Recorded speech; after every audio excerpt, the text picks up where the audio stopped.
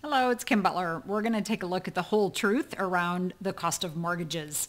Everybody wants to prepay their mortgage. I hear it from clients all the time.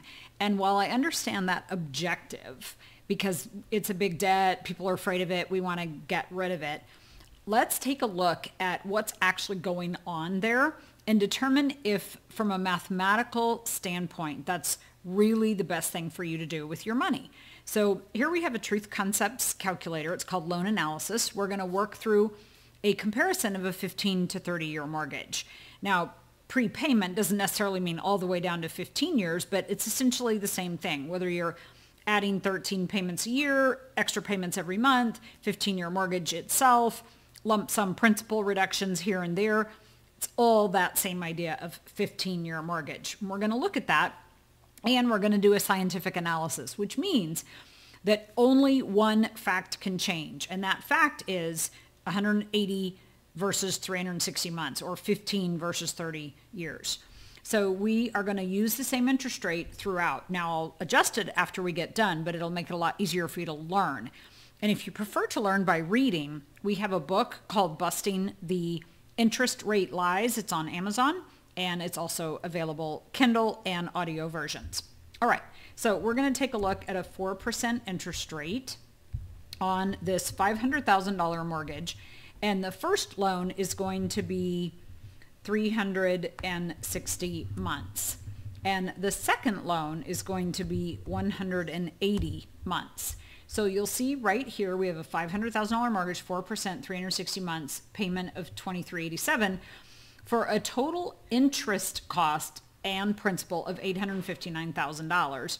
Whereas on the right-hand side, we have the 180 month with a higher payment and a lower interest cost.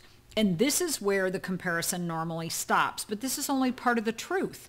You have here only your interest added up. We could say it's cumulatively added. You haven't taken into consideration the time value of money. It's one of the most missed things in personal finance. This is grade school math, what we're looking at right here. This is not personal finance math, and those two things are different. So as we progress through on this macro inside the Truth Concepts calculators, which anybody can get for free, truthconcepts.com, you can get for 30 days, and we take a look at what our alternative is if we don't like paying interest.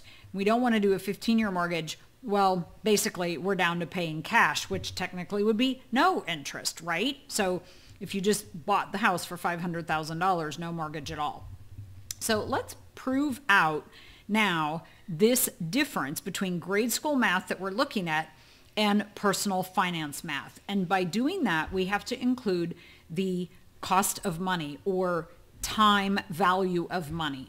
And so we're going to use our same 4% interest rate, meaning that if you put your 360 month payment and you, instead of doing that, took cash for the mortgage, your $500,000 cash would turn into $1.6 million over time. And you could do something else with your 360 month payment. That 500,000 at 4% over the 360 month is $1.6 million. So that's what we would call the compound cost of cash. The cumulative cost of cash is the 500,000, but the compound, when we apply time value of money, is $1.6 million. Now here's what gets interesting. If we take that 360 month payment and we put it in that same 4% account over the same 360 months, notice that we would get the same $1,656,749,000, because that is compounding, or letting the time value of money impact that 360 month payment over 360 months. So let's take this a little bit further. If we then take a look at the 180 month payment, so now you'll notice we have 180 months in our time frame, but this is only half the story, because that is only getting us to 180 months down the road.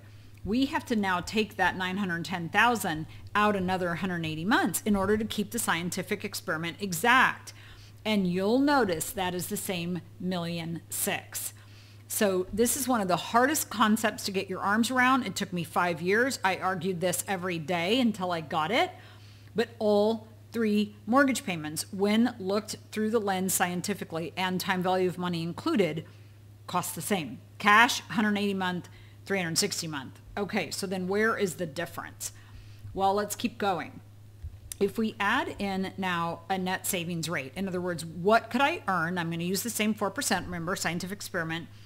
What could I earn in an account that would get me like a savings account where I'm building an equivalent?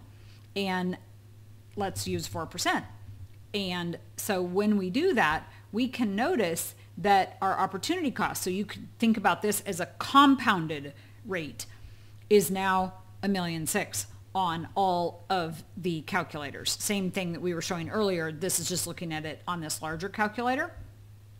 Now, if we keep going, let's add in a tax bracket. So I'm going to say this person is upper income and we're at a 32% tax bracket.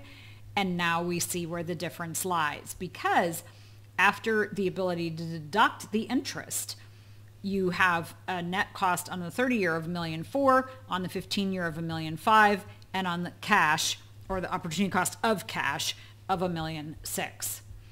And as we wrap up here, this gives you that summary where you can really look at them all together with the value of the savings as it relates to the impact of the taxes and your ability to move forward.